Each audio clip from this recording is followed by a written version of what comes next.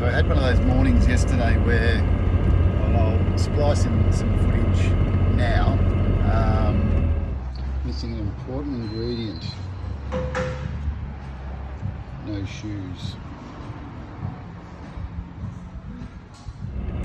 I hopped in the truck, go and get a sandwich because I was feeling particularly lazy, and I went to back out the driveway and the brakes locked up. When I say the brakes locked up, the rear brakes engaged. So I drove forward. I was reversing out the driveway because I drove forward into my garage. I was reversing out of the driveway, and as I was reversing out, the brakes locked up. I drove forward, they disengaged. I reversed. I got sort of another few metres further past where I got to last time, and again stiffened up.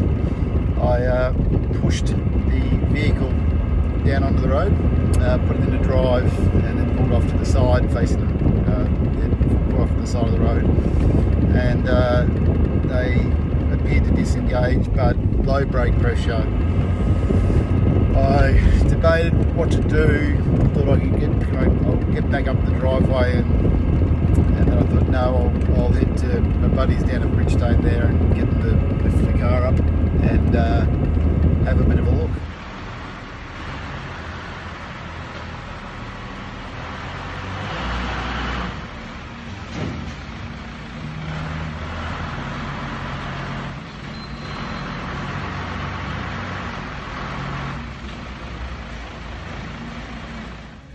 Obviously they belong on there.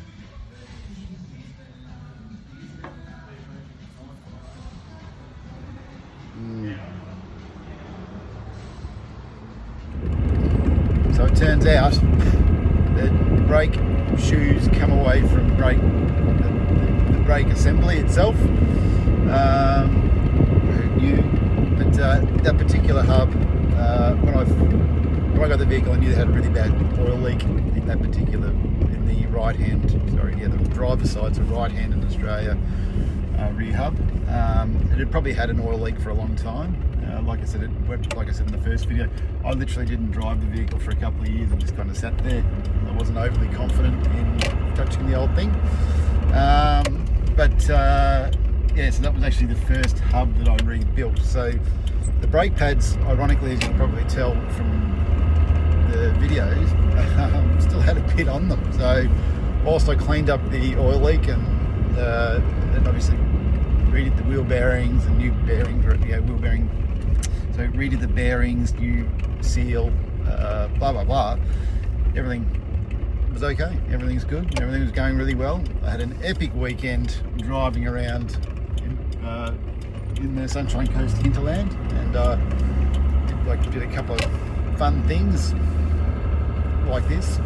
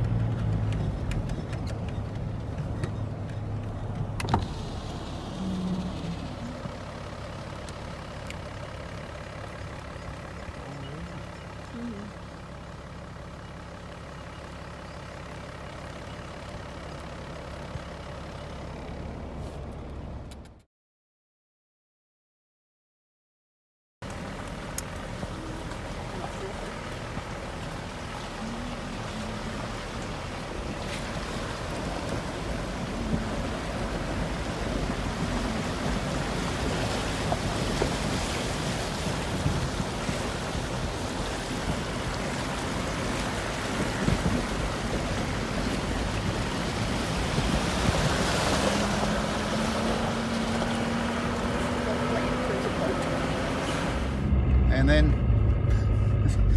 going to get a sandwich.